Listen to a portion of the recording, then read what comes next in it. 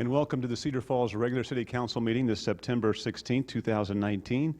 I'll now call this meeting to order and ask for a roll call from Madam Clerk, please. Miller. Here. DeBoer. Here. Cruz. Here. Blanford. Here. Dara. Here. Wieland. Here.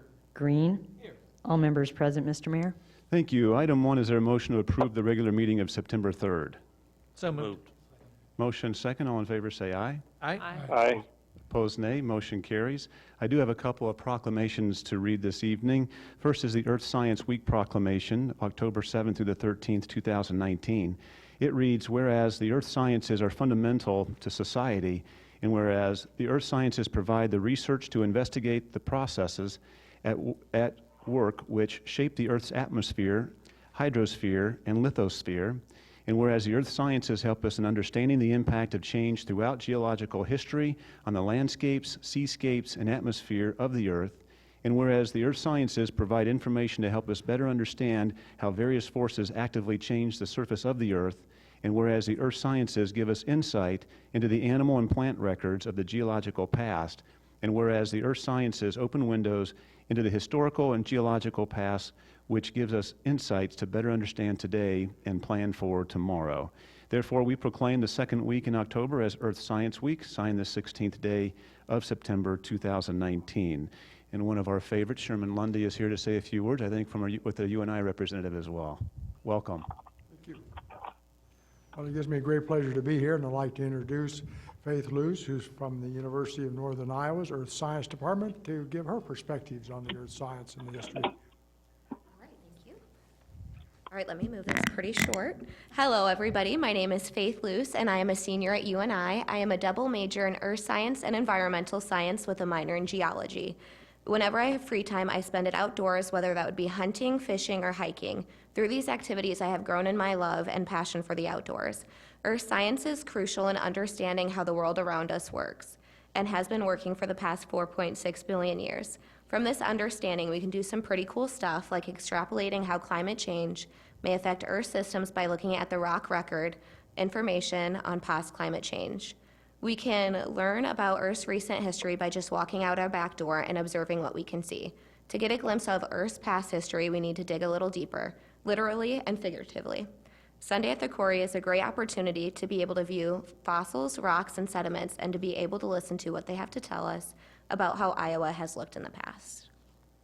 All right, thank you. Thank you, Faith. Mayor and City Council members, staff, and viewers, on behalf of the Earth Science Week Committee, we thank you for issuing the Earth Science Week proclamation. Whether it's recent history, ancient history, or geologic history, the atmosphere, the lithosphere, and the hydrosphere are constantly changing, sometimes slowly and sometimes very dramatically.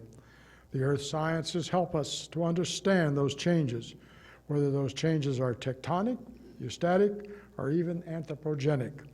Understanding the past sheds light on the present and helps us to plan for the future. As part of the Earth Science Week activities, we invite everyone to participate in the Sunday at the Quarry program this year, October the 6th, at BMC Aggregates Morgan Quarry from 11 a.m. to 4 p.m. with programs and activities relating to this year's theme. The Earth has a history. Collect a fossil, see how agriculture has changed, how floodplains have been altered, how the landscape has been reshaped, and the continents and the oceans are on the move. So, thank you very much again. We hope to see you October the 6th. Thank you. The second proclamation is Constitution Week 2019. It reads, whereas September 17, 2019 marks the 232nd anniversary of the drafting of the Constitution of the United States of America by the Constitutional Convention. And whereas it is fitting and proper to officially recognize this magnificent document and the anniversary of its creation. And whereas it is fitting and proper to officially recognize the patriotic celebrations which we will commemorate on the occasion. And whereas Public Law 915 guarantees the issuing of a proclamation each year by the President of the United States of America, designating September 17th through the 23rd as Constitution Week. Now therefore I, Jim Brown, Mayor of the City of Cedar Falls, do hereby proclaim September 17th through the 23rd, 2019 to be Constitution Week in Cedar Falls, and ask our citizens to reaffirm the ideals the framers of the Constitution had in 1787, signed this 16th day of September 2019. I know we have some folks here as well for Constitution Week.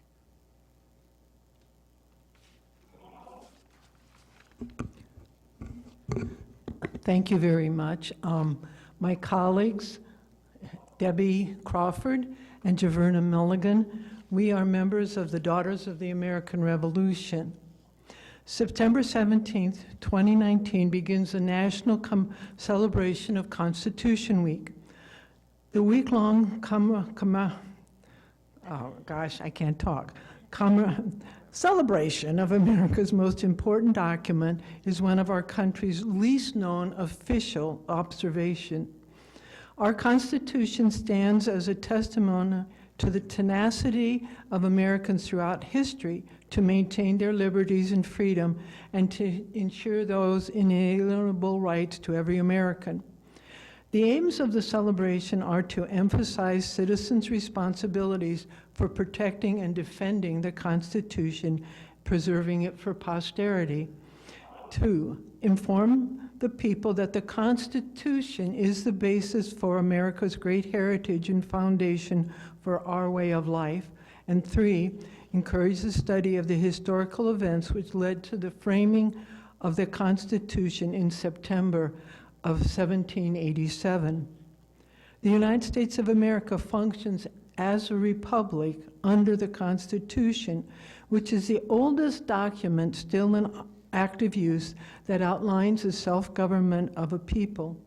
This landmark idea that people had inalienable rights as individuals to be free and live their lives under their own governance was the impetus of the American Revolution. Today, the Constitution stands as an icon for freedom for people around the world.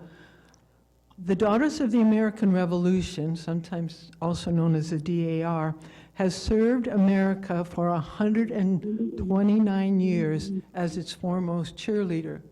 Every woman in that organization can trace back to an ancestor who fought in the Revolutionary War or contributed to it in some way.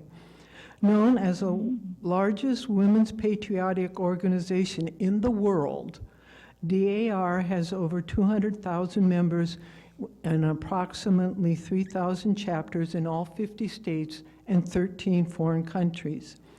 The DAR has long promoted patriotism through commemorative celebrations, memorials, scholarships, and activities for both children and adults, plus programs for new immigrants. We thank you for this opportunity to shine a light on this important event in America's history. Thank you very much. Thank you very much. Appreciate you coming. Thank you. Moving on further, are there any agenda revisions, Madam Clerk? I have no agenda revisions, Mr. Mayor. Moving on to item 2 is a public hearing and a proposed amendment to the future land use map by changing the designation from greenways, floodplain, and neighborhood commercial mixed use to low-density residential for property located in the vicinity of Union Road. Is there a motion to receive and file proof of publication? So moved. Motion second. All in favor say aye. Aye. Opposed, nay. Any written communications filed with the city clerk? I have no written communications on file, Mr. Mayor. Thank you. Before we move to the public comments, as always, I'm going to have Staff Member David Search to speak on this public hearing. Thank you, Mayor and council members. Recently, the city staff received a development plan for West Fork Crossing in western Cedar Falls for 119 acres, and that includes a rezoning of that land. Well, before we start looking at a rezoning, we want to take a look at the land use map amendment. So that's what we're going to take a look at for this public hearing, and I want to outline some of those current features that we have in that land use area along Union Road. Right now, there is a commercial area, commercial neighborhood, commercial mixed use area identified along Union Road that really looks at low impact commercial areas, upper floor residential that really kind of supports that neighborhood and the nearby rooftops.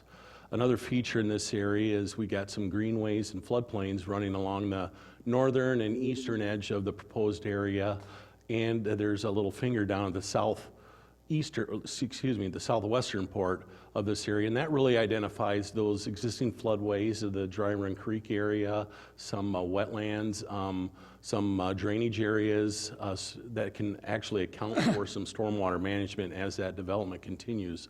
So we want to take a look at that area and see how it agrees with the zoning and make a couple of changes to the land use. So the proposed changes are really modifying that commercial area, that neighborhood commercial area along Union Road, and changing that to low density residential. And then along the eastern edge, just kind of amend that greenways and floodplain area to really kind of follow what's already out there as where the floodplain and wetlands serve that area. It's a little large, so I think from a staff level, that medium density and low density area would suit that area better. So with that in mind, the Community Development Department recommends approval of those land use changes, the Greenway and floodplain and neighborhood commercial to low-density residential. Thank you, David. Now open it up for public comments on this public hearing. Anyone here this evening wish to speak on this matter? Hearing and seeing none, I'll declare the hearing closed, and item 3 is a resolution amending the future land use map and changing designations for sections of Union Road. Is there a motion, please? So moved.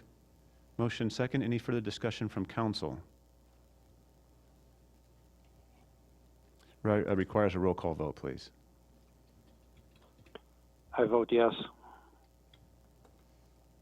All voting aye, Mr. Mayor. Thank you. On to item 4 is a public hearing, the proposed rezoning from A1 to R1 of property located in the vicinity of Union Road. Is there a motion to receive and file proof of publication? So moved. Second. Motion second. All in favor say aye. Aye. Opposed, nay. Sorry, Darrell. Any written communications filed with the city clerk? I have no written communications on file, Mr. Mayor. Thank you. Again, before public comment, we have you up again, David, for this, I think. Thank you.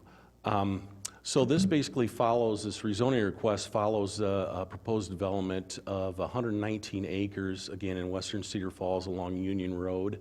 It's a request by West Fork Crossing to rezone the property. Its current use is A1 agriculture to low-density or R1 residential. So moving along, when we take a look at a rezoning request, we have to look at 3 criteria. The first one is the land use, so we just amended that. The second one is the property readily accessible to sanitary sewer and other utilities? And third is, does this area have adequate roadway access? So just looking at, again, we looked at the land use, it was approved for those changes to fit the development. And then moving along to sanitary sewer availability, there is a sanitary sewer that kind of runs diagonal along the north side of this property that follows that dry run creek. This really serves the entire 119 acres. Everything flows to the north into this area. So that would support, the sanitary sewer would support this development. There's an existing water main along 12th Street and Union Road. And all that really provides that adequate service for those utilities. As this develops, we look at proper connection fees and making sure the development supports those utilities. And then moving along with roadway access, as you can see, it borders Union Road to the west. Future extensions to the south will be along 27th Street. So when we take a look at rezoning, really, you want to make sure it supports the existing arterial roadways. We want to make sure, as it's platted, it has connections in all directions. It's important to make those connections. We don't want these neighborhoods to be isolated from one another. It creates those calming features. It disperses and circulates the traffic in and out of the development. Again, we want that connection in all directions. It also accommodates for that efficient delivery of services, whether it be snow removal, garbage, or emergency access. We want to make sure that everything meets our current roadway design standards and continue to monitor those existing traffic patterns and accommodate for future growth in the area. When we look at a rezoning, we want to make sure what are the needs caused by that. So basically, this is upzoning from A1 to R1 residential. It's just an expansion of residential subdivisions. Again, we want to make sure that there's a well-connected street network. We want the efficient delivery of services. We look at what other supporting features are in this rezoning, like neighborhood parks, open spaces. We want to make sure it meets the needs and to serve that population. There's also trail connections planned along Union Road from 12th Street down to 27th Street, and we want to make those connections into this development and to surrounding areas. So basically, when we look at a subdivision, we want to make sure that accounts for that layout and all the stormwater drainage and storm flow detention patterns when that develops. Other factors, it's just a logical extension to the R1 zoning district to the north and east of that. And the rezoning in this case is this the first step in the development. In future meetings, we'll be looking at a subdivision plat, and that does take into account the stormwater review and those other issues that we want to make sure they're designed accordingly so it doesn't impact adjacent neighbor properties. So with that in mind, we recommend approval of the zoning change from A1 to R1. Thank you, David. I'll now open it up for public hearing, public comment on this public hearing.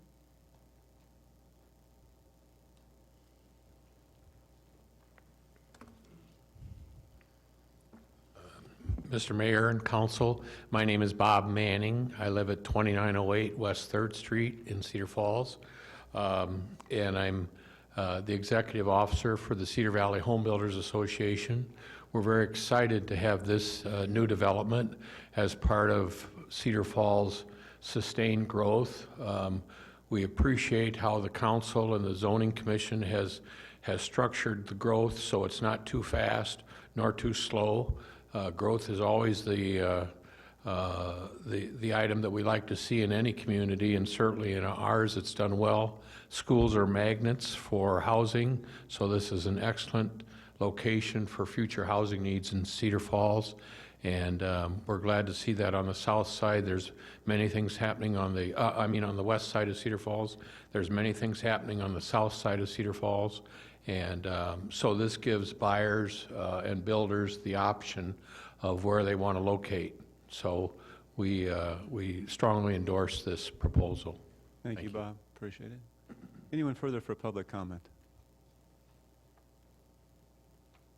Hearing and seeing none, I'll declare the hearing closed. Item 5 is passing the ordinance, amending the code of ordinance in the vicinity of Union Road upon its first consideration. Is there a motion, please? So moved. Motion second. Any further discussion from council? Mr. Mayor, Yes. just a quick question for Mr. Sturch. Is it too early to say, from looking at the map you provided about the expected roadways, is it too early to say if there's an intent to connect in this subdivision to Waterbury and Lexington Heights?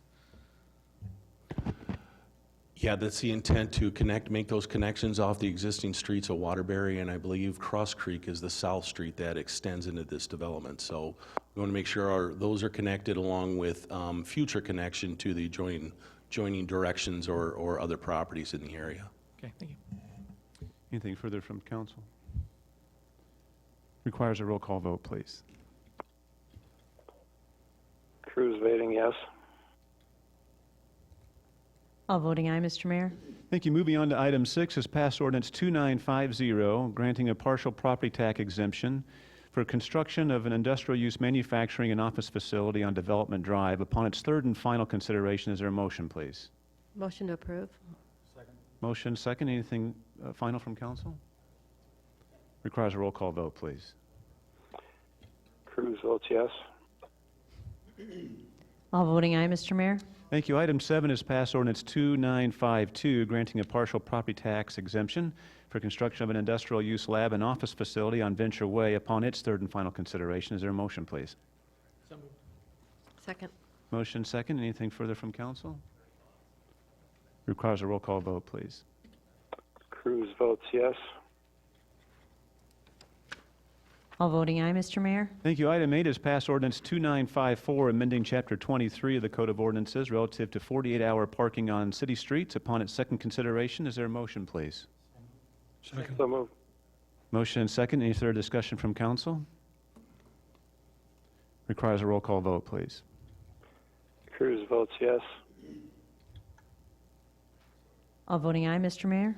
Thank you. Next is new business, the consent calendar. These items will be acted upon by a voice vote on a single motion without separate discussion. Does someone from the council or the public request an item to be pulled for such discussion? Any such requests from council? From the public?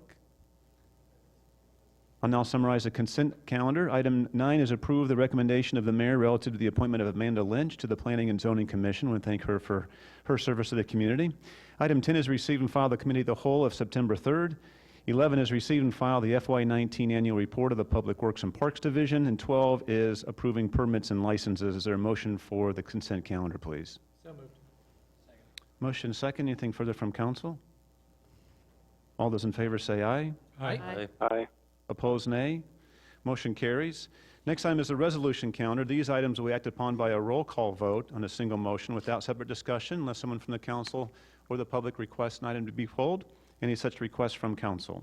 Item 18, Mr. Mayor. Say it again. 18? 18. Anyone further? 22, please. 22. Council? Public? 26. Anyone further from the public? I'll now summarize the resolution calendar minus those items. Item 13 is approving and authorizing submission of the city's FY19 official financial report for streets. 14 is approving and authorizing execution of an integrated supply agreement relative to a parts management program. Item 15 is approving and authorizing execution of a yard waste management service agreement for the compost facility. 16 is approving and authorizing execution of a professional service agreement for wastewater treatment alternative evaluation. 17 is approving and authorizing execution of a joint funding agreement with the U.S. Geological Survey relative to the Cedar River Stream Gauge Station. 19 is approving and authorizing execution of a supplemental agreement for construction, observation, and testing services. 20 is approving and authorizing execution of a professional services agreement relative to the 2019 University Avenue Traffic Counts project. 21 is approving and authorizing execution of a license agreement relative to installing a fiber optic telecommunications system within the Cedar Heights Drive and Green Hill Road public right-of-way. 23 is approving a College Hill Neighborhood Overlay Zoning District site plan for facade improvements at College Street. 24 is approving a professional office zoning district site plan for signage on Hudson Road. 25 is approving and authorizing execution of a professional services agreement relative to the Center Street Corridor Streetscape project. And 27 is approving and authorizing execution of an amended home investment partnership program agreement with the City of Waterloo. Is there a motion to approve the resolution calendar minus those items? So moved. Motion and second. Any further discussion from council? Requires a roll call vote, please. Cruz votes yes. All voting aye, Mr. Mayor. Hey, thank you. Moving back up to item 18, it reads a resolution approving and accepting the contract and bond for the 2019 sidewalk assessment project. Is there a motion, please? Motion to approve. Second. Motion second. Open it up for discussion or questions. Councilman Green? Yes, Mr. Mayor, just a comment, reiterate what I'd said last year, that as Feldman Concrete carries out the contract, I ask that the city pursue assessing the affected residents for the actual traffic control needed at their property, because I just don't think it's fair that we charge a property if it didn't have traffic control. Thank you. Any further comment from council? Sorry? Sure. In the plans and specs for this project, traffic control includes various items. One would be mobilization. So the contractor costs for having a skid loader or a jackhammer on site to remove the sidewalk or the necessary materials to do so. Whether a property has 1 panel or 20 panels, that mobilization cost is still the same because the equipment still has to make it to the next property. As far as traffic control, generally the entire sidewalk is closed on all of the properties, so regardless of how many panels they have, the entirety of the frontage of the property would be closed. So it would require the same amount of materials and equipment to close it. Anything further from council? It's been motioned and second. This requires a roll call vote, please.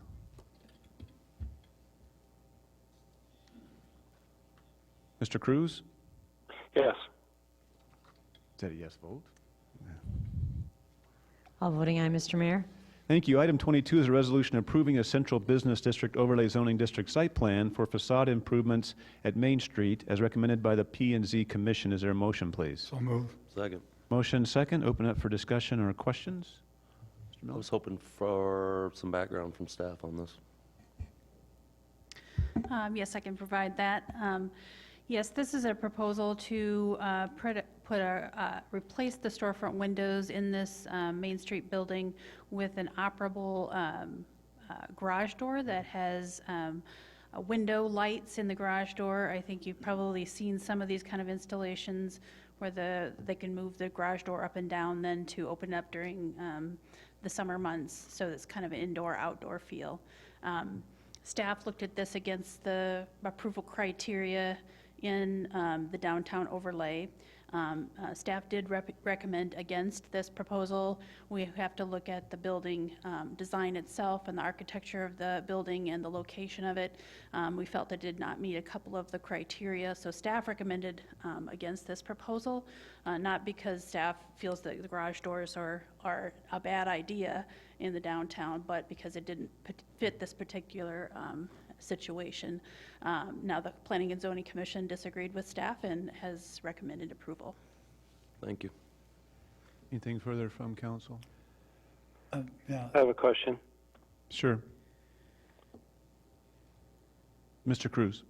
Okay. I'm curious if the glass doors will have the same glass area as the glass is now, so that we don't have less. It is not likely that it has quite the same amount as what we have now, because the windows right now are fairly large storefront windows. With the garage door, of course, there's, because of the way that garage door operates, it has to roll up, and so there are multiple smaller panes of glass with metal in between those. So it's not likely to provide as much visibility into the storefront. That is one of the reasons that staff had recommended against this.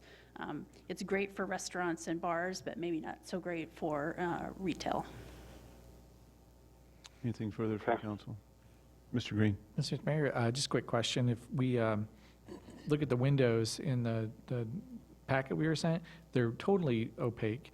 Are what's planned, is it partially opaque, transparent? Has that been decided yet? So I think the image was a bit misleading that the applicant submitted with their application. I believe that the windows within the garage door are transparent. Anything further from council? Having been a former member of the design committee on Community Main Street, I initially had some concerns about this as well, but if I read correctly, Community Main Street Design Committee supported this proposal as well. I think then, in general, it sounded like I wasn't at their design review meeting, but from what I understand, that they did believe that the operable windows are a good idea. They had maybe suggested some alternatives, but in the end, the applicant decided to go with the one garage door. But it seems that this type of addition is consistent with what they're trying to make happen downtown and inviting people to come and be a little bit more open, so. Mr. Burr?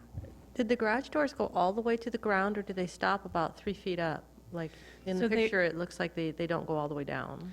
That's right. So in the current openings, what they will do is remove the mullion. So there's several, that's the space between the current storefront windows. They'll remove those, but they will leave the knee wall that's below those intact. So just the openings then will be one big opening, and the garage door will be placed in that opening.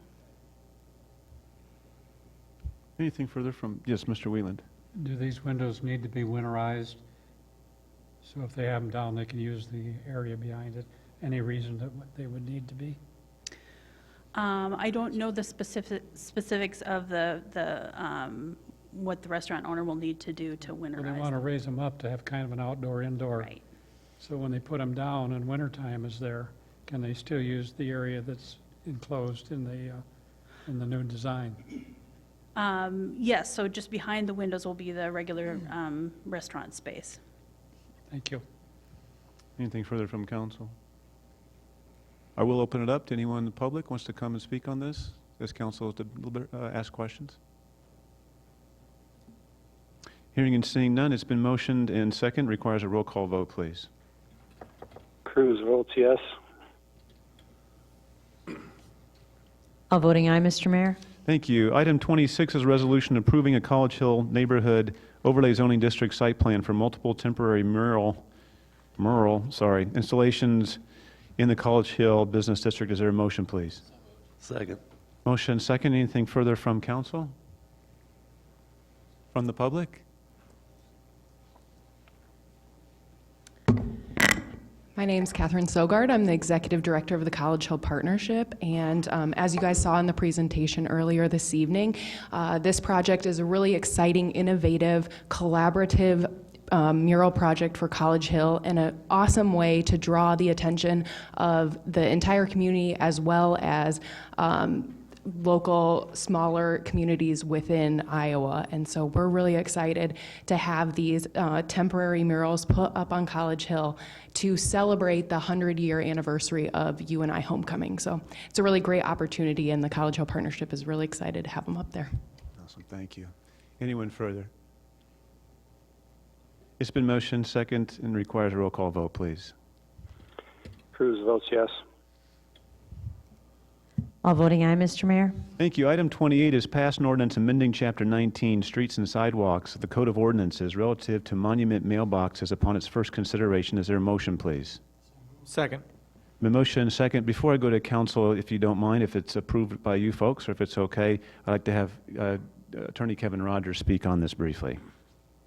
Thank you, Mr. Mayor. This was a referral from council to bring an ordinance forward addressing monument mailboxes.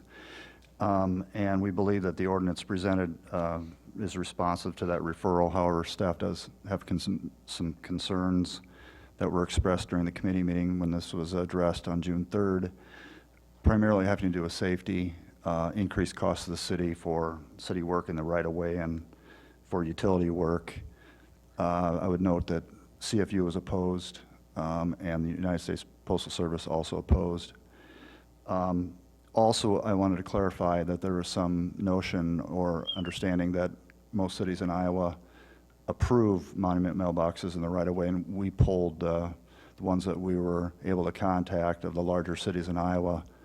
A majority definitely do not allow monument mailboxes in the right-of-way. A couple that do have very specific design standards that this ordinance would not include. Otherwise, a couple others that approve them do it on a case-by-case basis. They look at the plans and approve them. And so I would say the majority of larger cities in Iowa do not allow monument-style mailboxes in the right-of-way. So based upon all that, staff does not recommend approval. Thank you, Kevin. It's been motioned second. I will open up to council. Questions, comments? Mr. Blanford? I guess, Attorney Rogers, I understand the staff concern. My original, I guess, inquire about this was we had a resident come and talk about how they already have existing mailboxes, and they have some that have started to fall into disrepair, and they were asking our permission for upkeep so that they didn't become a nuisance to the neighborhood. And under our previous ordinance, we told them, no, you cannot repair them at all. You have to just take them out. And so I guess that was my original concern. I know we've now opened that up to anyone can have them, whether you have one now or not. Were you able to limit the city's liability at all?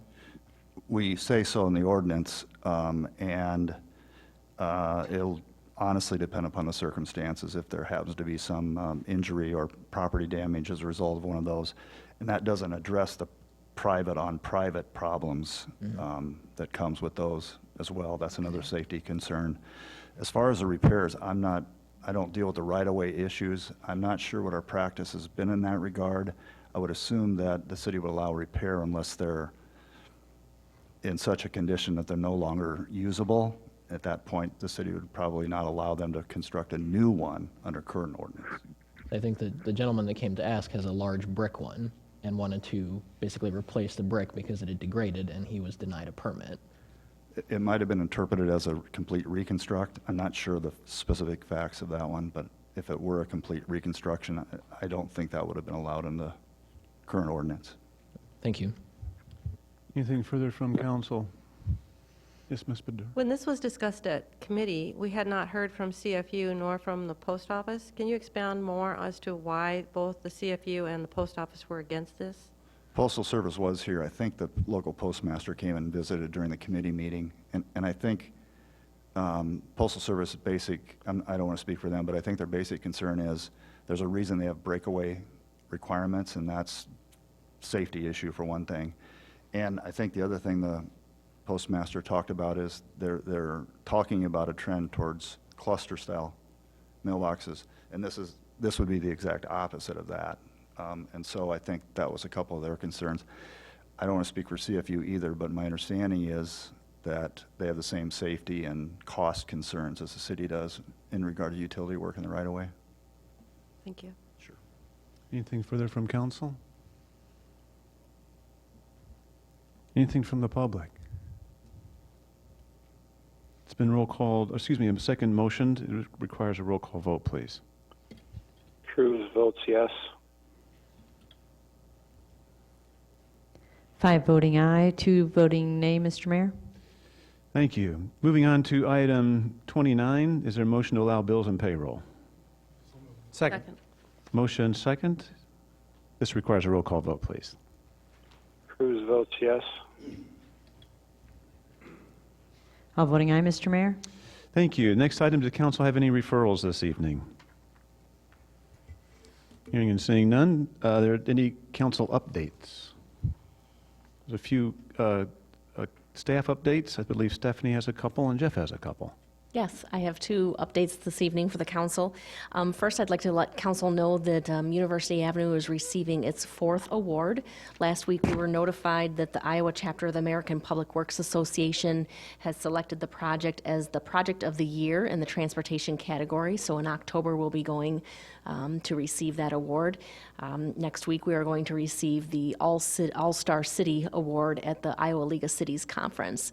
The other 2 awards that we received were the finalists with the Bentley of the Year Infrastructure Award, and also we were with the Iowa chapter of the American Council of Engineering Companies receiving an honor award for this project. So we're excited about that. Also wanted to announce next week on September 25th, that's a Wednesday evening at 6:30 here at City Hall, we'll be having a public presentation related to the Downtown Vision Plan as we start to move forward with the public process of considering that plan and adopting that. We'll have P&Z meetings in October and council meetings in November moving forward with that. Thank you, Stephanie. And Director Olson, I think you're going to call up couple others there, but I'll let you do it. Okay. Yeah, I think our fire chief and our assistant police chief want to talk a little bit about our pink ribbon campaign that we're doing again this year for the 2nd year. They'll explain a little bit about the process and the squad car that we have marked pink. Welcome, gentlemen. Good evening, Mayor, Council.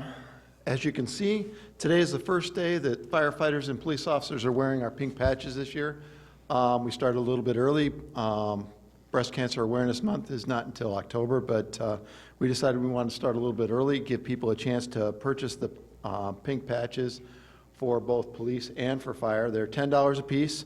They're available at the Public Safety Center out at 4600 South Main. They're also available here at City Hall.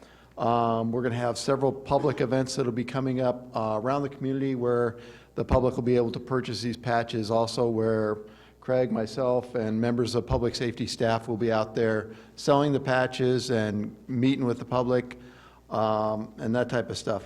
These events will be listed up on our website here in the near future.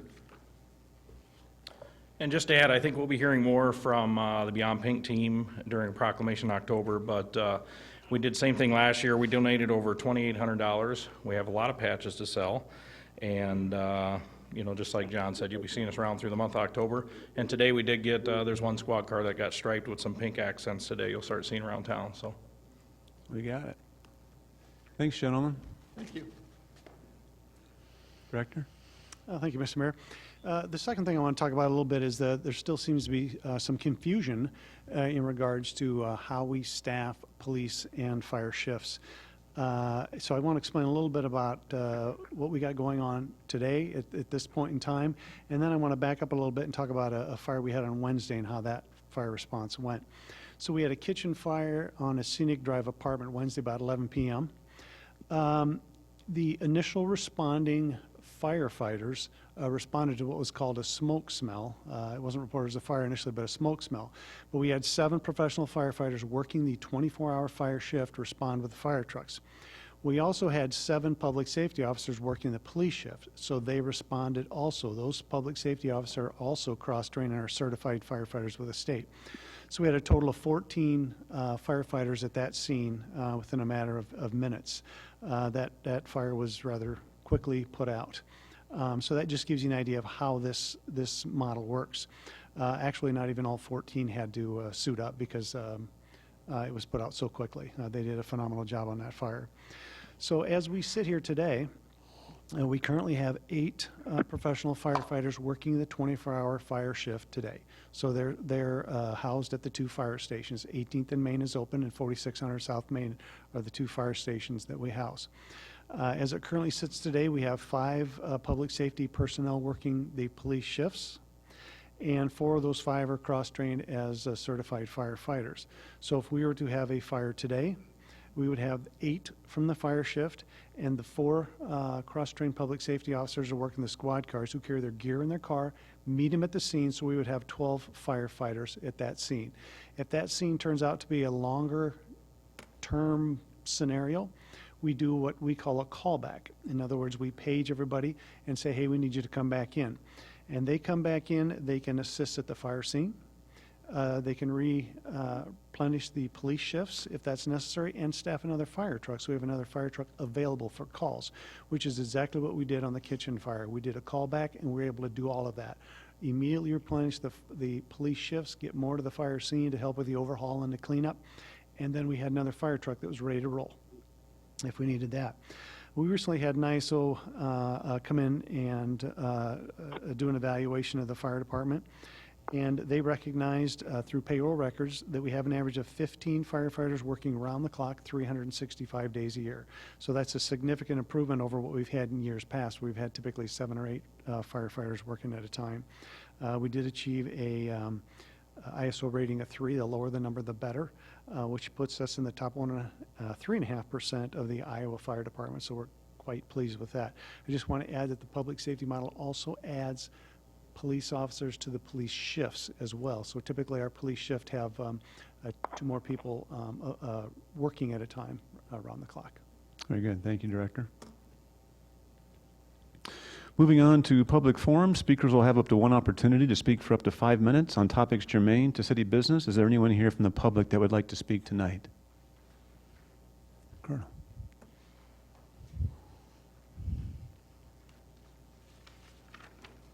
Good evening, Mr. Mayor and Council. I'm Glenn Keith at 609 Olive Street. I'm Jeremy Roselle of 911 Lilac Lane. So we're coming here to you as residents and as veterans and commissioners for the County Veterans Affairs Commission. I'm the incoming chairman for the county overseeing the Veterans Affairs Office.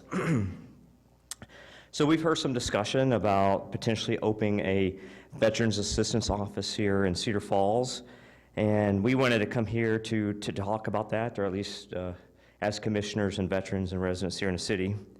You know, as a citizen and veteran here in Cedar Falls, we believe that this is a waste, or I believe this is a waste of our city's resources, because we have a county Veterans Affairs Office. It fulfills the roles for all our citizens in this county, and including the city. And additionally, I would be afraid of what potential litigation that a city VA office could be subject to, since it is not accredited nor provided for in Iowa law, whereas our county VA office is provided for in Iowa Code 35 Bravo. As a county VA commissioner, despite a change in leadership, we have seen no decrease in services. Our numbers have been going strong as what we're providing to veterans in our county, to include here in Cedar Falls. And our service numbers are in line with our current director as they were with our previous director. We specifically pulled some numbers just for this past July for this year and last year, looking at Cedar Falls. And this year, we provided service for 33 veterans here in Cedar Falls. Last year was 31 veterans for Cedar Falls for the month of July. The county office is currently in the process of expanding to become a true veteran center for the whole county. And I know as a veteran, as veterans, that we want to be united in one area and receive services in one area and not divided across two different cities. I believe having 2 offices within 10 miles of each other serving the same population is duplicative in effort and will likely cause a decrease in community support due to people having to choose where would they give their donations, where would they volunteer their time. The county VA office is here to support Cedar Falls veterans and all veterans throughout our county. Our leadership and employees continue to provide outstanding service. As commissioners, we provide oversight and want to hear from our community, including residents here in Cedar Falls, and are open to any questions or concerns. And we'd like to invite you and members of the public to our meetings that we host the first Wednesday of every month at 4 p.m. in the Pinecrest Building in Waterloo. And we just want to thank you for your time and consideration. Thanks to you both. I appreciate that. Before the next speaker, any comments or questions from council? I'll just have a couple of comments here. There might be some confusion with what is happening now, at least in terms of what I've been trying to do, or what I've done is created a Cedar Falls exploratory meeting for veterans.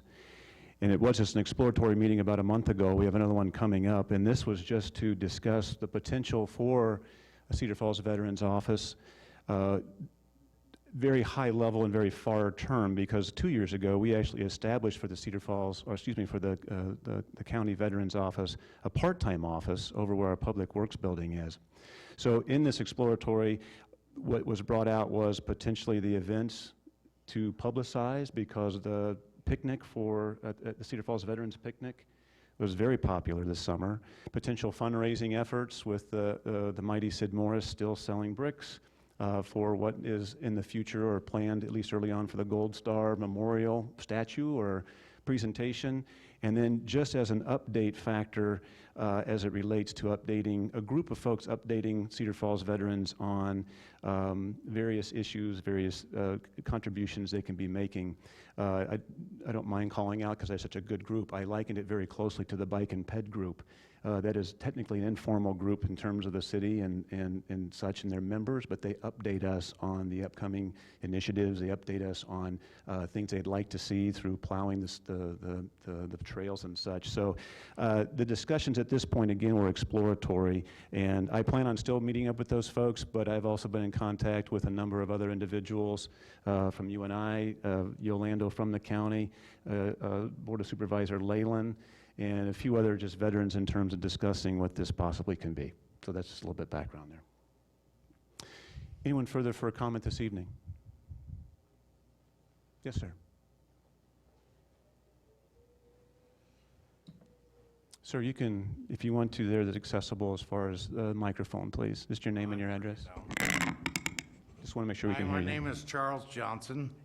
I live at 1003 State Street in Cedar Falls.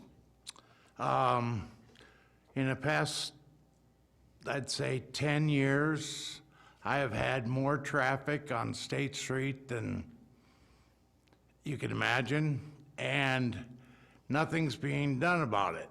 And I don't see patrol cars. I know you have extra officers. I know you do.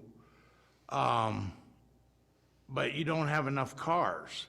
And I only see like one car a month on State Street patrolling it. And I could sit up on my deck and write 1,500 tickets a day that are 10 mile an hour or over. Not just 5, 10. And it gets bigger than that. So I guess what I'm asking is, what can you do about it, officer? Jeff?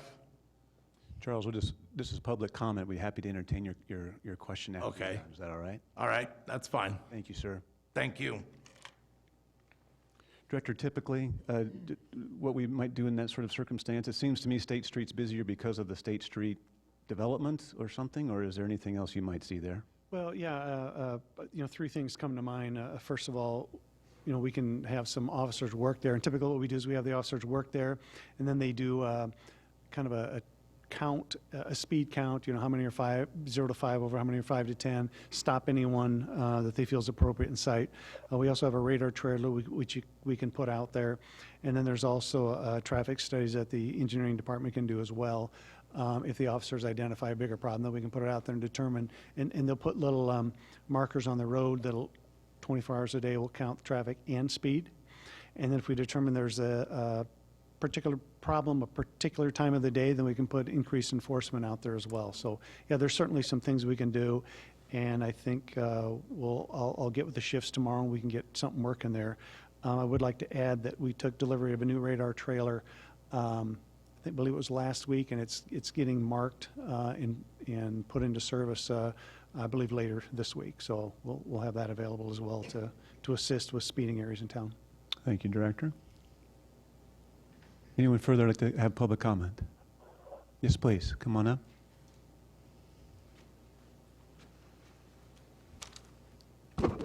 Jessica Wittenberg, 4319 Winwood Drive, City Council of Cedar Falls. Since the POS program began, our town has become a mockery. When asked where I reside, I answer Cedar Falls. I no longer hear what a great town or Main Street is amazing. I hear what's up with the PSO program, and the PSO program is stupid. And I bet every one of you up there has heard something similar too. The amazing part is the people that don't live in Cedar Falls hear about the PSO program from you, the City Council, and the positive side the media has betrayed. I care what people think. For the little time I've lived here, I want to be proud of where I live, and this is embarrassing. I am pleading with the residents watching the City Council meetings at home right now to do their homework on the PSO program and our future safety. There are myths that have been said and are needed to be corrected before voting November 5th. I give a lot of credit to the residents of Cedar Falls that come up here to this podium and voice their opinions. It is both intimidating and nerve-wracking. When I watch the City Council meetings at home, a lot more is seen on video than sitting in this gallery. When a resident stands up here and approaches the council, whether it be stand up for safety or a resident that speaks often, you, the council, can be seen rolling your eyes, shifting in your seats, clearing your throats. And the only time that happens is when you know you're not going to agree with what a resident's going to say. To me, it's unprofessional. City Council of Cedar Falls, you can laugh at us in public, you can belittle us on social media, but the residents that believe in standing up for safety will not back down.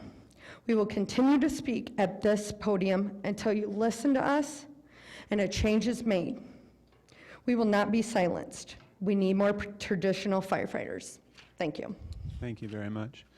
Before the next speaker, anything from council to the previous speaker? Very good. Anyone further? Yes, please come up.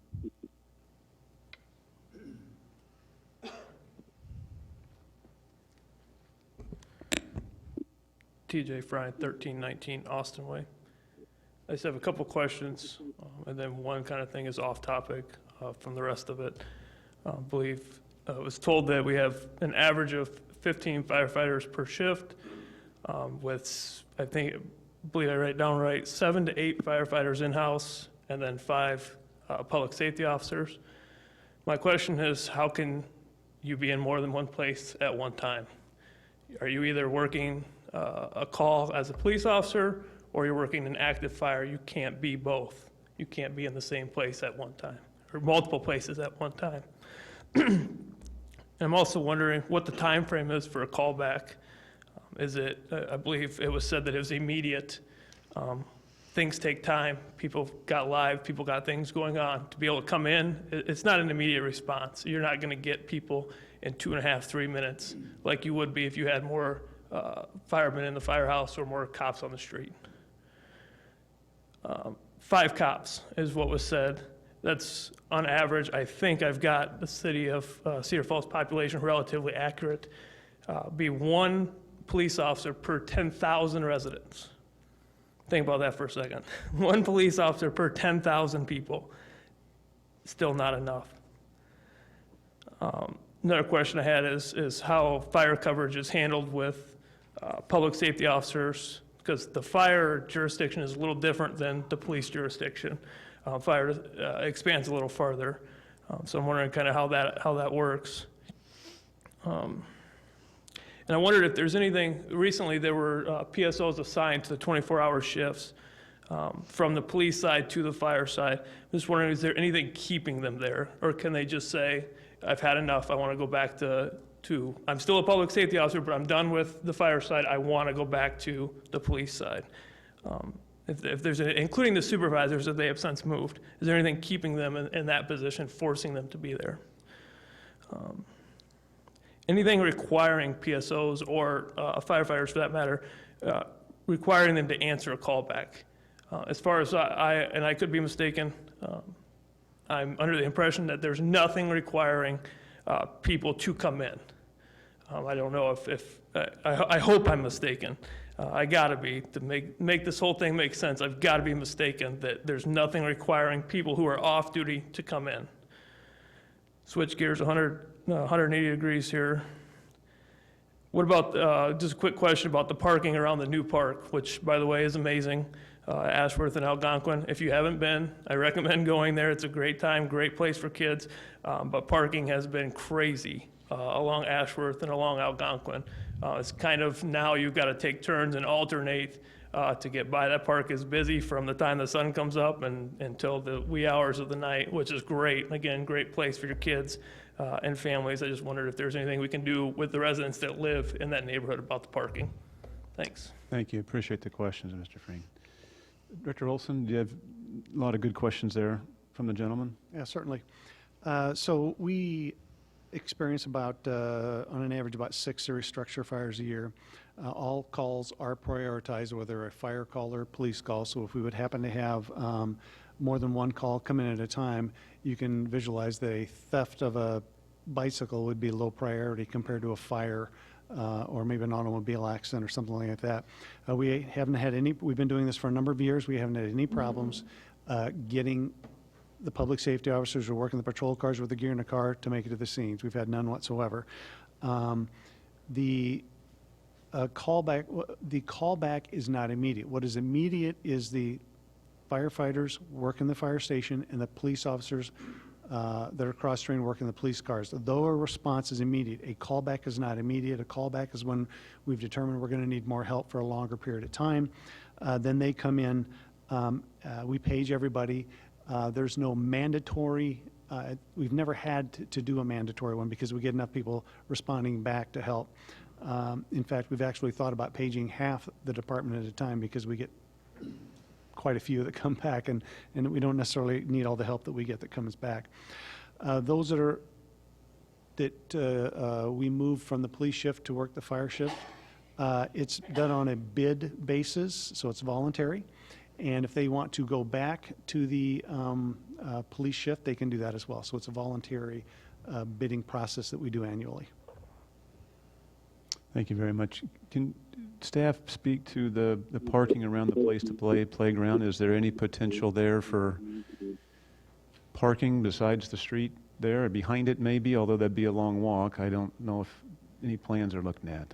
Right now, both the streets that intersect there, Algonquin and Ashworth, are both 31 back-to-back, which is a standard street to allow parking on both sides of the street and still allow one lane of traffic through. So yes, it will, if people are parked along both sides, will require some alternating. We see that in many neighborhoods. I think that part of what's happening is the park is new to the community, so we see this a lot with even construction projects that at the beginning, they're very popular, and then it'll start to get down to kind of a more day-to-day regular type of use, and the parking will probably be less of an issue at that point. It's still very new and exciting for many people. Well, that will be interesting because I have a feeling we might be proven wrong on this one. But we'll keep an eye on it, obviously. Yes. Anything further from council, previous speaker? Can I ask Jeff, the callback is nothing new. We've always done the call, is that right? Yeah, We've always, that's not new with the PSO model. No, that's not new at all. Whenever we've had a scenario where we need more fire staff, we do a callback. What I would like to add is, so the numbers you're seeing now, like we spoke out of at this very moment, we would have 12 working. At that fire, we had 14. According to ISO, we have an average of 15. These are numbers we've never seen before. In the past, you would have 7 or 8 firefighters responding to a call, and you actually would see a lot more callbacks years ago than you do now, because we have that additional staff going to the scene, and it's not always necessary to do a callback. And the other question I had, we have more than 5 police officers on duty at one time, don't we? Well, five would be a minimum number. So for example, on a Monday or a Tuesday or Wednesday, we wouldn't have as many working, but on a weekend, we may have 9, 10, 11, 12 working. So it really varies. During the daytime, Monday through Friday, for example, you're going to have some daytime people, you're going to have some investigators as well, your shift people, so you're going to have a significantly more working that can respond to fires as well. We've had up to 20 respond to a fire call before, which is absolutely unheard of. Matter of fact, the 12, 13, 14 numbers are unheard of as well. So we're seeing some significant numbers. And what I'm not including at this point is the fact that the fire chief, the assistant police chief, who's cross-trained, and myself take home emergency vehicles, and we respond to every fire call right away. So typically we're there, within minutes of the call as well. And I'm not even including us in those numbers. One further comment. You mentioned sometimes on the weekends 8 or 9, 10 police officers, but I know as UNI has come back to school, I did a ride along with Chief Birdie that Saturday night. I think there was 20 police officers just because the students had come back. So it can rise to that level as well, correct? That is correct. So on the police side, you can anticipate busy times. Right. And so we're able to, our staffing numbers are variable, and it depends on what the experiences told us in the past, what special events we have going on in town, and those kind of things. So, yeah, we can have anywhere from 5 to 20. Thank you, Director. Anything further, Council? Anyone further to speak this evening?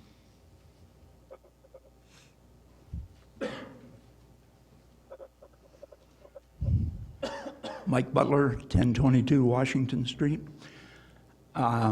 Actually, just today, I read a blog that discussed the termination. Actually, he didn't terminate, he resigned from our city. My feeling, because I've had to terminate people, and actually, usually, if I was quick enough, I would ask them to resign and tell them, I'll help you find another job. But the fact that we are putting that out in a mayoral race is not a good thing. If 6 of you, and I can look at all 6 of you, I would feel you would be terminated. If you're on the council or you're the mayor and you're sharing information about human resources things, I think you are in the wrong place. And I'll leave it to you to take it from there, but this is not something that should be out on blogs, in the newspaper, or on the internet for the public to read somebody's name. Whether they think it's good or not, doesn't matter. Thank you, Mike. Mr. Mayor. Yes. Mr. I'll make Wheeler. a brief comment on it, and my comment has to be very limited because our council policy is not to talk about personnel issues. Keep it private and give everybody an opportunity to have their side of the story presented before we take action. So I will honor that policy. I can tell you this, that companies in America will never, ever talk about a personnel issue if you call them up and ask them about it, because they're worried about the legal implications of doing that. I'll give you an example of one. A person at a company who made a statement about the product that wasn't correct, but for 10 years after that, he was called to court of law to testify to that. Our police officers and our firemen are called into courts to be primary witnesses when somebody is suing something, and they need to have unquestionable loyalty and honesty. And if you don't have that, you're in trouble. The man I'm talking about finally took his own life because his career was over. He spent all of his time in court. And that's why personnel issues are kept private and confidential, because you never know when a lawyer is going to take you to a court of law.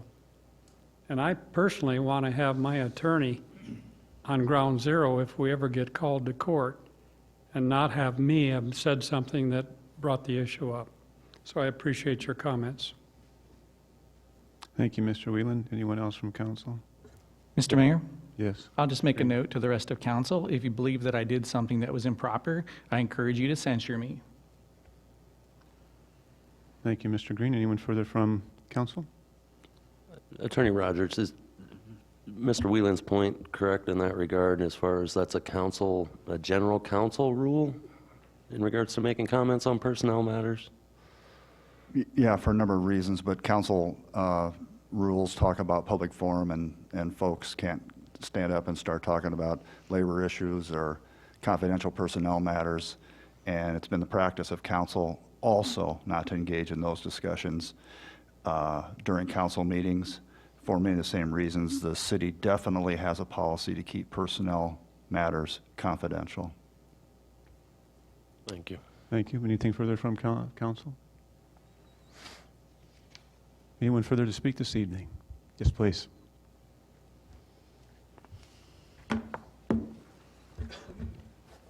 Sharon Reginald, 108 Lilliput Lane. I would just like to speak a little bit on behalf of what we were just talking about. Captain Josh Lux was a colleague of mine. He was a man of highest integrity, and this city ran his name through the mud and through the muck. I do not believe what he was accused of is true, and I will never be convinced of it. And I appreciate somebody standing on the other side and standing up for not only the citizens, but the workers. Without that, this is just going to continue down that road. The number of investigations that have been done since this PSO program has been put in place, the number of investigations done on firefighters is crazy. The amount has never, ever been that high before. And I, for one, appreciate somebody standing up for the people, for the employees. And I am sorry if the rest of you think something was done wrong or illegally. It doesn't even have to do with who said it. Most people know what went on and know it was wrong. Josh Lux's name, Josh Lux did not deserve to have his name run through the muck like he did. And I am disappointed in the staff that did that. Thank you. Anything further from council and the previous speaker? Mayor. Yes, sir. To the attorney's point, this is an absolutely frustrating spot to be in. And sure, I'll get plenty of criticism that I picked this role and such, but there's a whole lot of things that we can't talk about or we're asked to not talk about out in public, which only furthers this, whatever we want to call is going on right now as far as out on social media and in the public regarding the PSO program. I can't say what I want to say. So that implies to a fair amount of people, at least that I've been called, that I'm lying, that I'm not being truthful, that we're put in a position by law that we can't talk about these things. So I'm going to make the comment here. I believe there was a public document in regards to what we're talking about here that was put out there. There were several things mentioned in there in regards to former firefighters' behavior. Only part of that was discussed on social media. And again, my frustration with this is if we're going to do this, then all of the information has to be out there. And we're bound by law. So to me, it's not real fair to go out there and further the animosity in this city regarding this program by not putting out all the information. Chief, is there a document out there or something along those lines? Well, so the state regulates how police and fire, EMS and dispatch conducts investigations. And the state requires us to keep those matters confidential. Now, the only exception is that document you referred to. If certain discipline is to occur, then we are required at an individual request to release certain information. So our attorneys have provided us with a document that we use under those circumstances. So we complete that document, they approve it, and then if we get a request concerning a particular investigation, then we provide that document. So that is how that works. But if you don't mind, I'd just like to comment on the number of investigations. So when investigations of personnel occur within the city, we have one group called the Risk Management Committee, which consists of, I'm thinking just short of a dozen city employees who reviews a lot of the disciplinary matters, particularly when it pertains to automobile accidents, to make sure we're consistent within the city. So one department is treating everybody the same. And we have found over the years that that wasn't occurring. So that became a bigger focus. And when I say wasn't occurring, I'm referring to 5, 6, 7 years ago. So we're more in line from a consistent basis. And the reason for that is we had a court case years and years ago in which the outcome, a comment by one of the judges is, you need to be consistent within the city on all discipline between all the departments. So since then, we've put more of a look or more scrutiny on each department and how we do it to make sure it's consistently done. So I haven't counted them. I don't count them, but I'm thinking we conduct just as many from the Public Safety Department. We do just as many investigations on the police side as we do the fire side. Thank you. Anything further from council? I just want to add, I'm getting old. My memory is not all that good, but I don't recall ever, since I've been on the council, talking publicly about any staff disciplinary action. So dragging someone's name through the mud has not been done by the city council. Thank you. Anything further from council?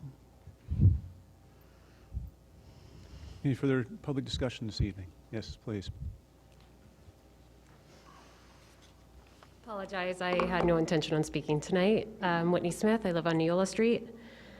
So let's talk about investigations. Another post on Facebook. There's an investigation going on against Scott Dix, who is a Cedar Falls fireman. And in his memo, he... Mr. Mayor, excuse me. This is exactly what the rules against public comment are addressing right here. That's a presently ongoing investigation, and we can't talk about that in public forum. I just think it's fair that the people know what kind of silly things that are being investigated. I'm sorry, And we're not going to talk about that. I won't talk about that, but I want to know how much money does it cost for these investigations? What are we paying lawyers? Like, that has to be expensive. Another thing I want to address is ex parte. You guys are all hiding behind it, and that is ridiculous. I can understand if it's, hey, we're going to do this investigation, and we need to come to this conclusion together. I don't want you to hear things from outside of an investigation. But when it comes to representing us, you guys are all here to represent us and to be our voice. How are you going to be our voice if you don't want to talk to us?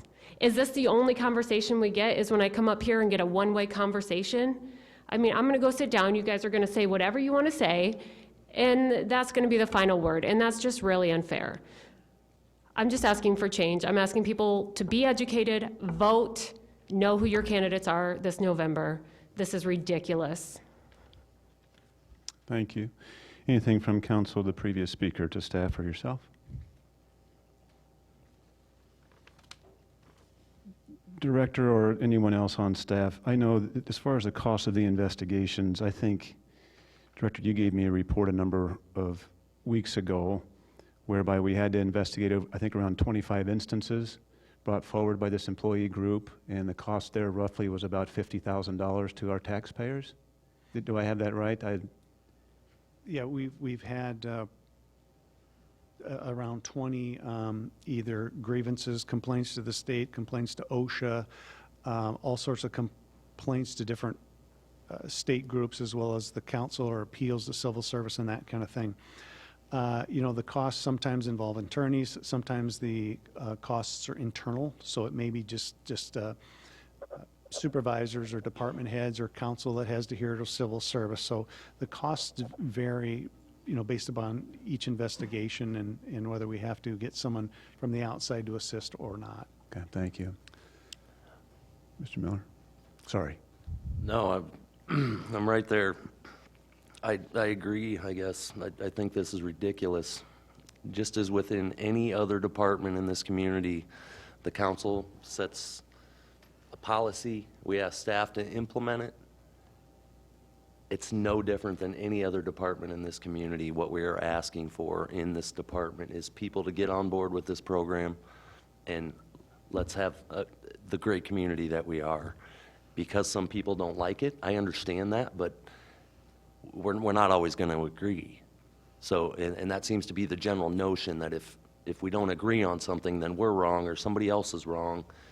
And unfortunately, we have to agree to disagree in some regards. And it is unfortunate that we have a group of employees that are unwilling to cooperate in this program, and it's dividing this community. And it is absolutely unfortunate. No, ma'am, sorry. Anything further from council, staff? Any further speakers this evening, public comment? Hearing seeing none, is there a motion to adjourn? So moved. Motion second, all in favor say aye. Aye. Aye. Opposed nay. We are adjourned. Thank you.